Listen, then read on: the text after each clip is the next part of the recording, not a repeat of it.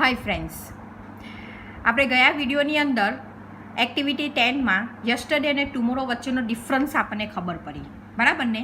Yesterday હોય તો past tense forms લખવાનું અને ટુમોરો હોય તો વિલ અને શેલનો ઉપયોગ કરીને ક્રિયાપદનું મૂળ રૂપ લખવાનું, બરાબર?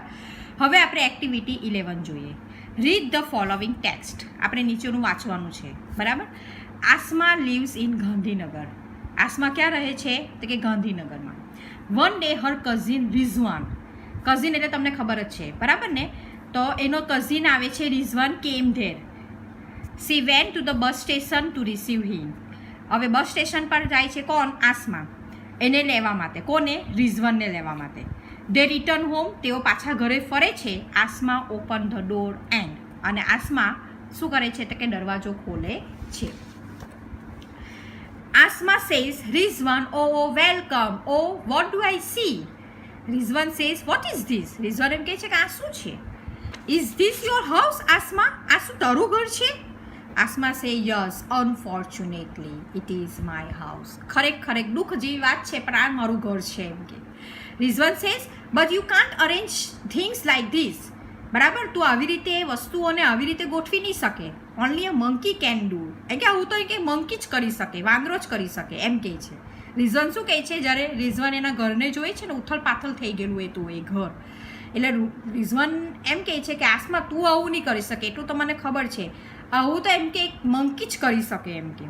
આસમા સે ઓ માય ગોડ. એટલે એને યાદ આવે છે the back door was not close.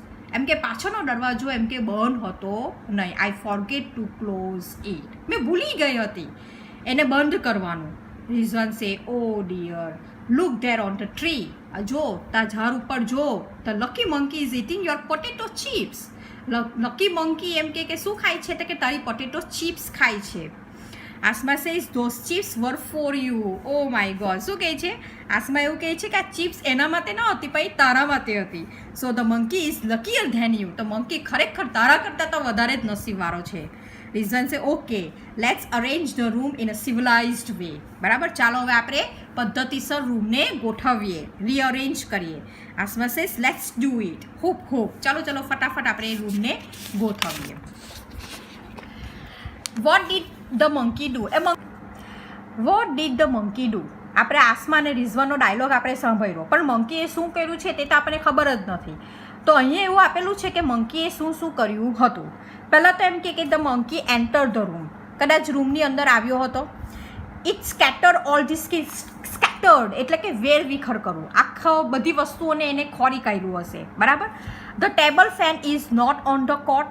The table fan is on the cot એટલે કે ટેબલ ફેન એટલે કે પેલો પંખો છે ને તે કે પથારી ઉપર હતો.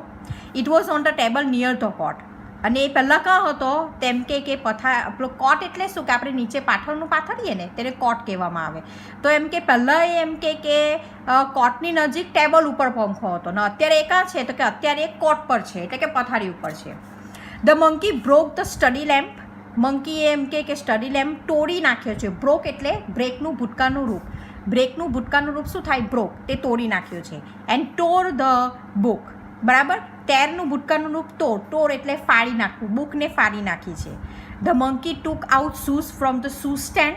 શૂ સ્ટેન્ડની અંદરથી એને બધા શૂઝ બહાર કાઢી નાખ્યા છે. એન્ડ થ્રુ ધેમ આઉટ, બહાર ફેંકી દીધા છે. The monkey through the statue on the floor. બરાબર, એને એક સ્ટેચ્યુ જે છે કે જે ફ્લોર પર ફેંકી દીધું છે. It was in the corner. અને જે પહેલાં ક્યાં હતું? તો કે કોર્નર ઉપર હતું. The cupboard was closed. બરાબર, કબ્બર્ડ એમ કે બંધ હતો. Now it is open. બરાબર, પહેલાં કબ્બર્ડ કેવો હતો? તો કે બંધ હતો. અને હવે અત્યારે શું પરિસ્થિતિ છે? તો કે કબ્બર્ડ ખુલી ગયેલો છે. The monkey put the flower was on the sofa. અને મંકીએ શું કર્યું? તો કે ફ્લાવર વાસને સોફા પર મૂકી દીધો. It was on the stool કે જે તે પહેલાં ક્યાં હતો? તો કે સ્ટૂલ પર હતો. All the chairs were upside down. અને બધી ચેર્સ કેવી છે? અપસાઇડ ડાઉન એટલે કે ઊંધી છે. બધી ચેર્સ ઊંધી થઈ ગઈ છે. આ પરિસ્થિતિ શું બતાવે છે? તો કે મંકી જ્યારે ઘરમાં પ્રવેશ્યો હતો ને તો આ બધી વસ્તુ એને કરી હતી તે વસ્તુ બતાવે છે. Thank you.